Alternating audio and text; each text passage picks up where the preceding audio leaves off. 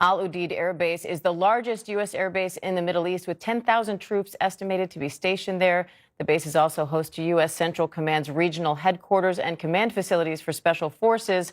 The report comes after Qatari authorities temporarily suspended air traffic in the country's airspace. Let's go right to our chief foreign correspondent, Ian Pannell, in Tel Aviv. Ian, what do we know so far? Yeah, I mean, the reality is, in terms of facts, we know very little, but there are multiple reports out there. The facts are that Qatar closed its airspace. The facts are also that the U.S. Embassy advised U.S. citizens to stay indoors. There was also a warning to British citizens there as well. The UAE also reportedly closing its airspace amid the increased reports of a potential threat against the Al-Udeid Air Base. And as you say, this is the largest air base for the Middle East in the region. It's important not just to house aircraft, but it's important because this is a command and control facility. It's where missions are controlled. I've been to Al-Udeid in the past before and seen this huge control room where drones, aircraft are monitored and controlled. And it's possible that the attacks against Iran were orchestrated from here. We know that President Trump and the National Security Council are due to meet. They are also acutely aware of these threats. Our colleague Kira Phillips quoting a defense official saying that they don't behave like this unless the threat itself is credible. We had multiple threats, multiple warnings from Iran that they would indeed retaliate to the US strikes on 3 nuclear facilities. The latest one came from the Iranian president probably only about 40 or 45 minutes ago.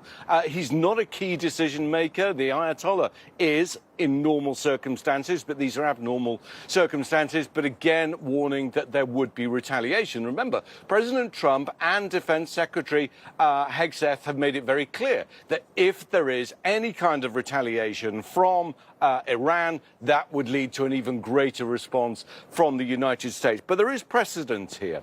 Remember the former head of the Iranian Revolutionary Guard Corps, General Soleimani. He was assassinated back in 2020 under the first President Trump's first term in office.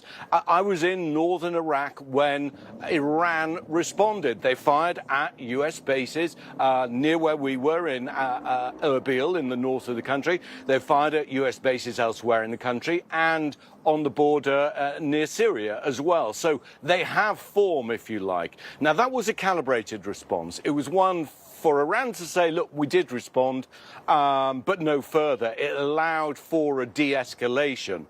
I'm not sure we're in the same territory right now, especially given the very specific threats that the President Trump has made against any of what would happen in the eventuality of any retaliation. But the facts are, there was this threat, there was airspace was closed, and the Israelis also monitoring the situation.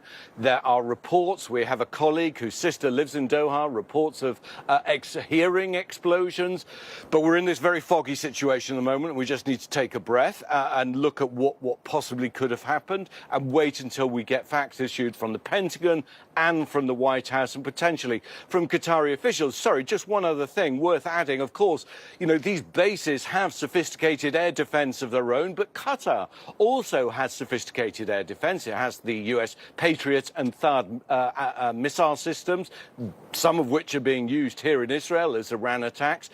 So it's possible when people say they've heard explosions that these are intercepts. So at the moment, I think we just need to take our time, deep breath time, and wait and see exactly what's happened. And Ian, it does sound like the Iranians are now calling this operation Enunciate.